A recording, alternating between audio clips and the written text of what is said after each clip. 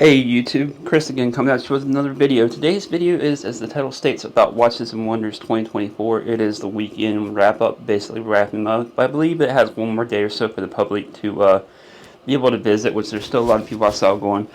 But Watches and Wonders, to my non-watch nerd friends, to my car guy friends and gals, is kind of like Motor Week, but it's in Geneva, Switzerland, where all the major watch brands do their new releases for the year. Just kind of like the car brands do for Ford, Chevy, GM, Dodge, all those guys every year at Motor Week.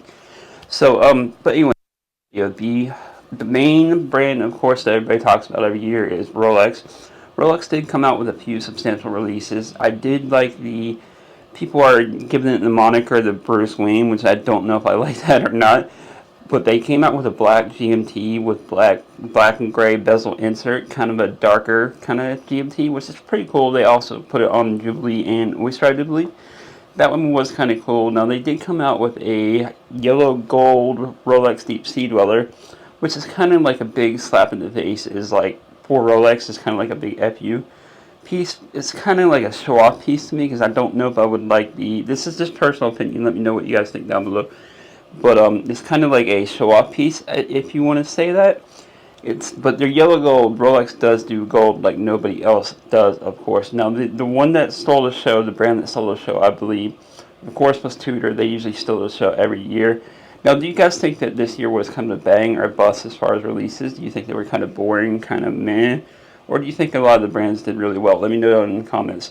Now, Tudor did answer everybody's questions. Everybody wanted a Coke GMT. They did bring out a Coke GMT on Jubilee and Oyster and Strap, which, of course, just like the Pepsi when it first came out a few years ago, it's going to be hard to get for the first year. It's going to be pricey.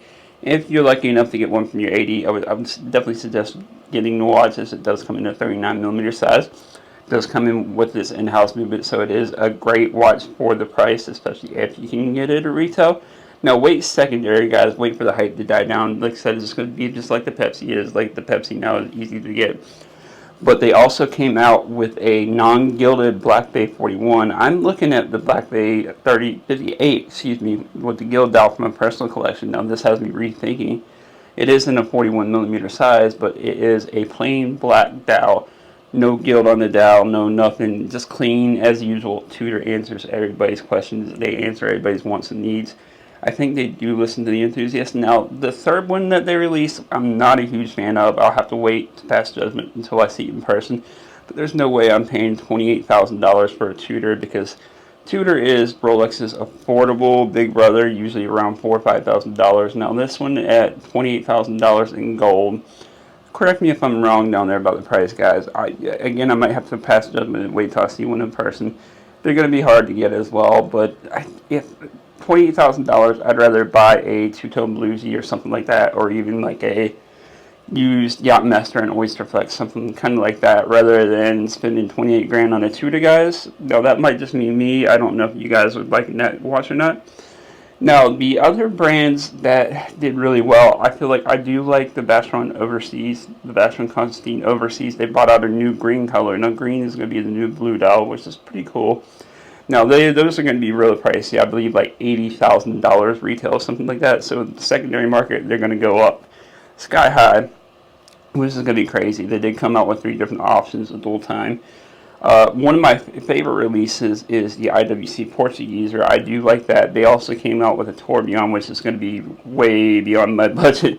But the Portugueser secondhand, I have a feeling is going to be pretty nice, guys. It's really nice watch overall. Let me know what you guys think down there below. And again, the last brand that I do want to talk about. Now, Cartier did come out with a few notable releases, which I would personally thought was kind of meh. But the last brand that I do want to talk about. Now, this is just no personal order, guys. This is just some of my favorite highlights from this year's Watches and Wonders. Of course, you know my favorite release is the Zenith Defy. This is the orange and black dial, which is 37mm, but I have a feeling it's going to wear a little bit bigger.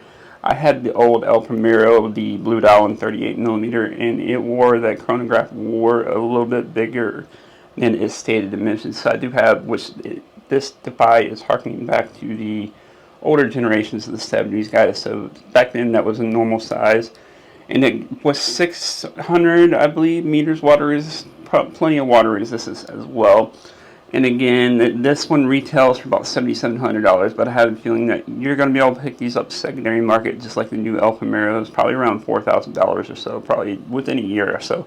If they made a lot of these watches, I don't know how many they made. They didn't say they were limited edition, so I assume normal production value. And the other one and last one that I do want to talk about is the other Defy. It is a little bit bigger. They do come. I do actually like the strap version with the blue strap. They do have like an orange and blue hue to them, and they are a really cool piece, guys. Now, let me know down in the comments below, what was your favorite watch released this year at Watches and Wonders? What do you take away from it? Do you think it was kind of mod? Do you think it was kind of boring? If you guys haven't already, please like, subscribe, and we will see you in the next one. Peace.